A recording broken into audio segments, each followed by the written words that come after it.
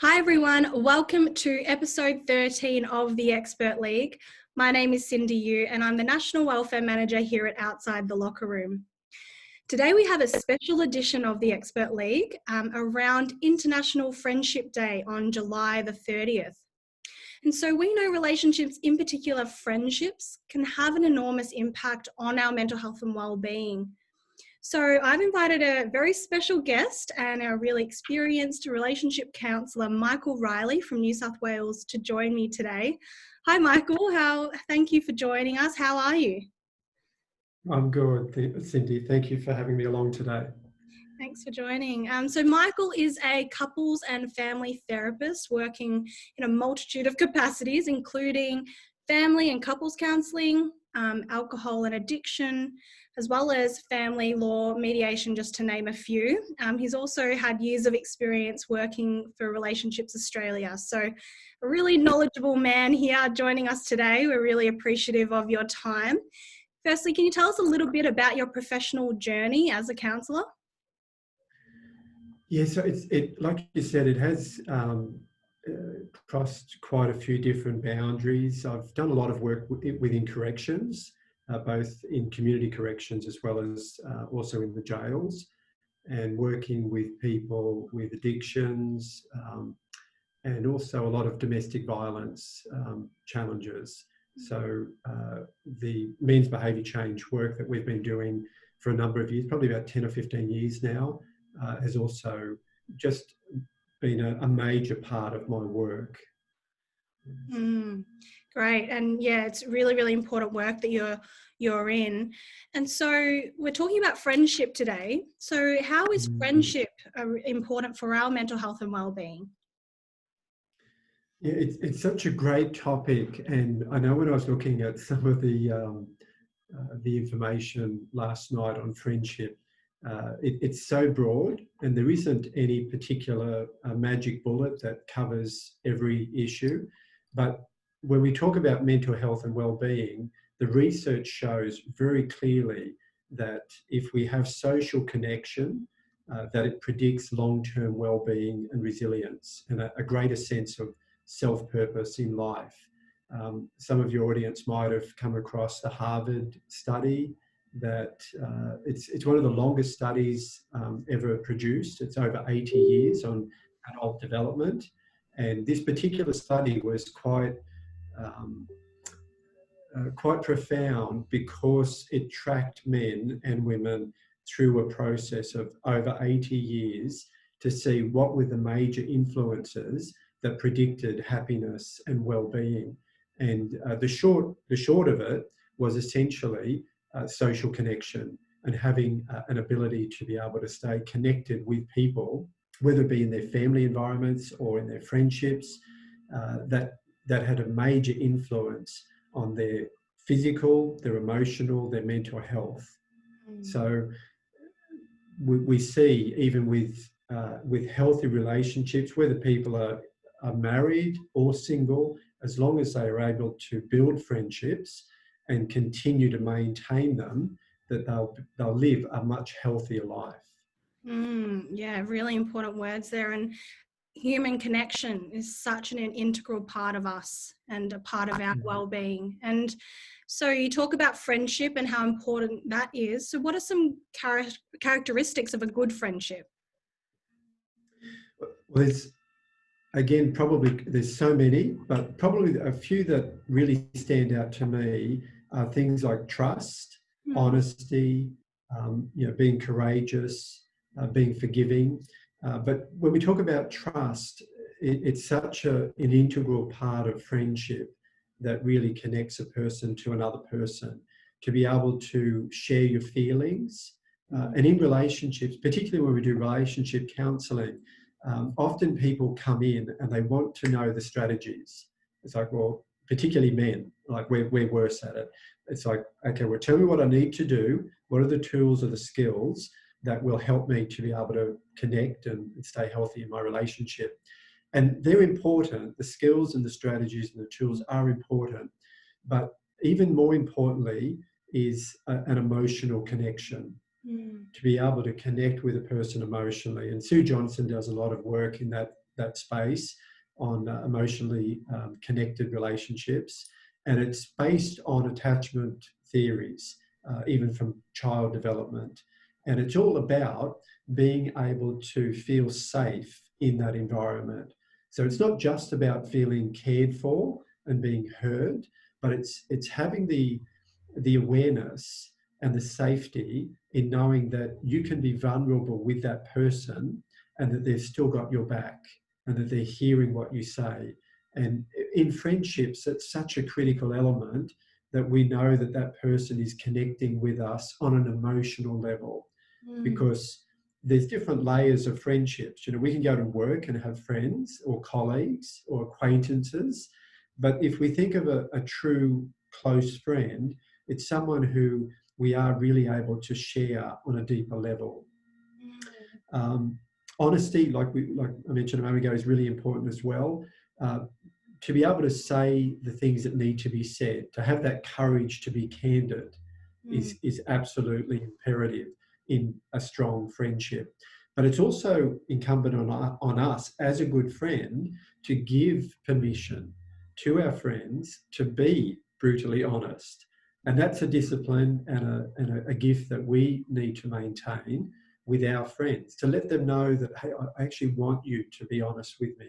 And when you are honest with me, although I might get a little bit sensitive on occasion, I'm always going to be appreciative, even if it means apologising later. And I suppose the other aspect that I'm really conscious of myself is to be forgiving, to be able to forgive in our friendships, because friendships are hard work. It's like any relationship, particularly if it's long term. Relationships are messy, they're complicated, they are hard to maintain, because there is a real generosity in a good friendship that we need to be able to demonstrate. So forgiveness is a critical element in a strong friendship, to be able to not be resentful towards the things that may upset us, because we know that might occur occasionally, but being able to let some of those things go and to recognise that we're all human, and that if we are resentful, the person that we're going to hurt the most is ourselves. And I always, there's a beautiful quote, if I could just read it, it's from Corrie ten Boom. She was a Holocaust survivor, and she said beautifully when she said that to forgive is to set a prisoner free, only to discover that the prisoner was me. And so in a friendship, if we can be forgiving, give the benefit of the doubt, and not hold on to those resentments, then we'll be able to not only establish good friendships, but be able to maintain them. Really important words. So you talk about this concept of trust and this safe space, as well as forgiveness. And all of these are really, really important in friendships, especially your close friendships, and especially longer term relationships, just like any other relationship. And so do you have any tips on how we can build up that level of trust? Is it through role modeling? And how can we develop or maintain some of these healthy friendships? Yeah, good question.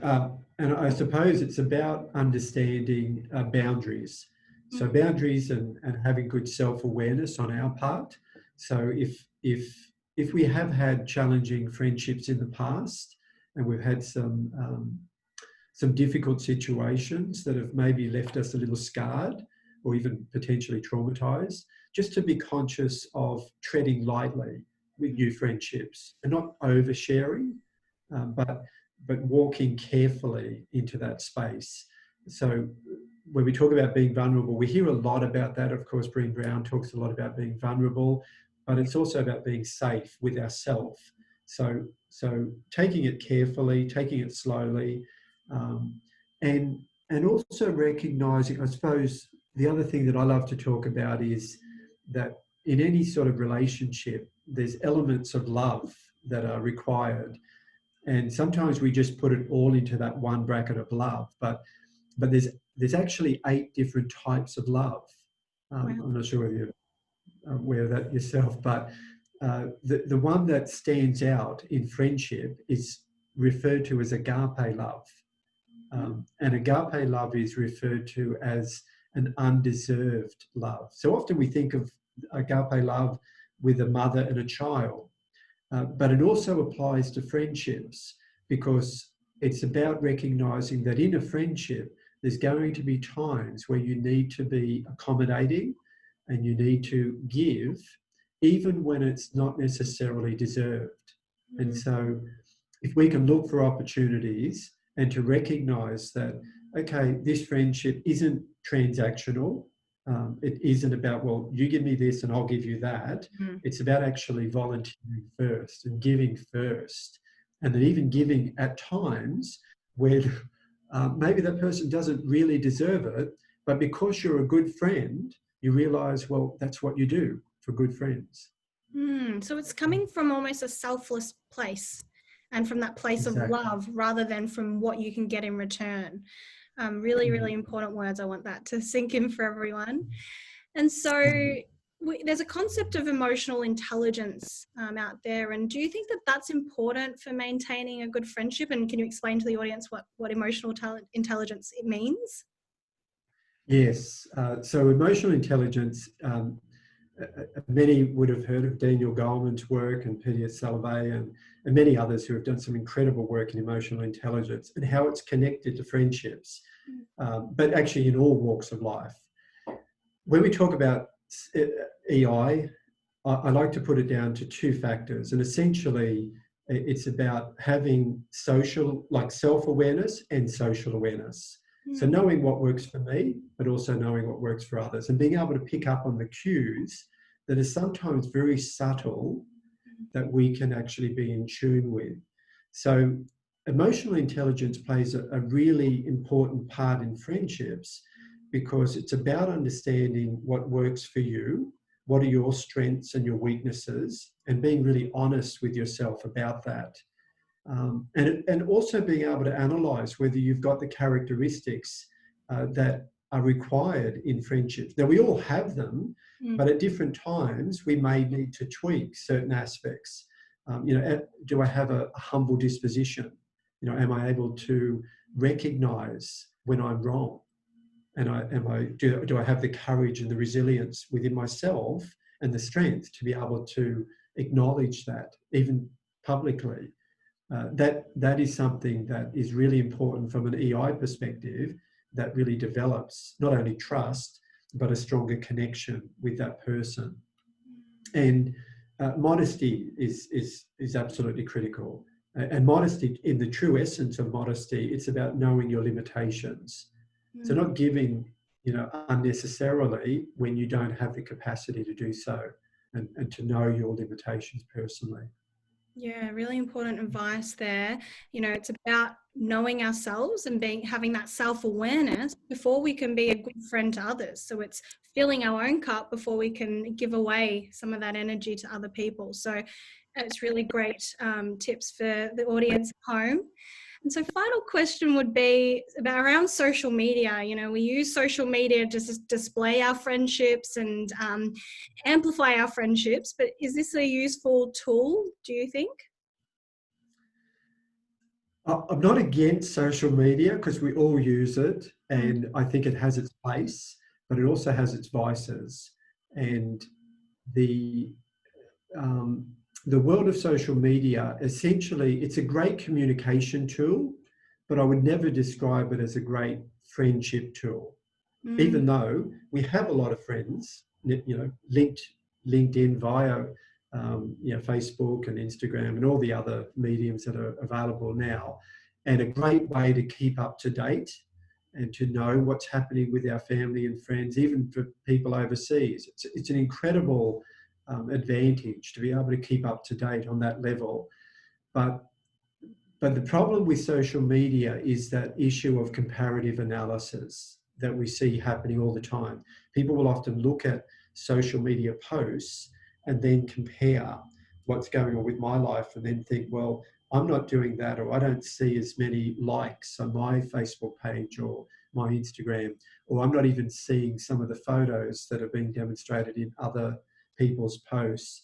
And so that comparative analysis can be really detrimental, because when we compare, and then we sometimes have that affect our self-esteem or our perception of what is true happiness. But the reality is it's not reality.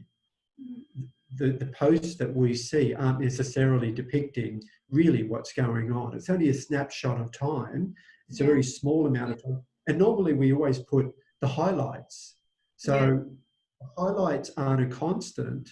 There's all the other things that are going on behind the scenes that we also need to recognise. And I suppose the other challenge with social media is that it's very me-centric. And I think that's really problematic. Where I was thinking only last night that if 20 years ago, if I was to get a camera and to turn it around and start taking photos of me, I think my mum probably would have slapped me, because she would have been thinking, you know, what are you doing? The camera is there to take photos of other people, to take photos of events and activities and you know, landscapes and so forth. Whereas a primary focus of cameras these days are to take selfies and to all focus on me. And it's that vortex of self-promotion that can be a trap for us in becoming very self-focused. So I think that's the trap that we need to be careful of with social media. But what I do love about social media is when people are using it for good, when they're venturing into activities or into platforms of doing good in a vast way. And I think that's an incredible tool that we can take advantage of with social media. Yeah, absolutely. So social media can be used for good and be a really great communication tool, and for us to connect with people that we might not usually be able to connect with as often. You know, we can speak to someone on the other side of the world through social media, which is great, but it's about how we're using it and how we're using that social comparison with ourselves as well. So yeah, really important topic there. And thank you so much for all of your advice for the audience today. How can people get in contact with you if they'd like to connect with you further? I do have a Facebook and I do have LinkedIn. So it's essentially just through those mediums. I don't tend to do a lot of, I've got a website, of course, Connection, Counselling and Mediation. But I'm not a great promoter of that. It's probably the easiest way that people can get in contact with me is just to call me. And I usually find that's the most effective, particularly in the work that I do. So my mobile number, happy for you to pass that on, and people can just call me up, no problem at all. Sounds good. And is your number on your website as well? Yes. Yeah, great. Well, thank you so much on talking to us about International Friendship Day and the importance of friendships. I'm sure someone would have got something out of this, if not a lot of things out of this conversation. So I know I've learnt a lot. So thank you so much for your time, Michael. I really, really appreciate it. Thank you. Thank you. My pleasure.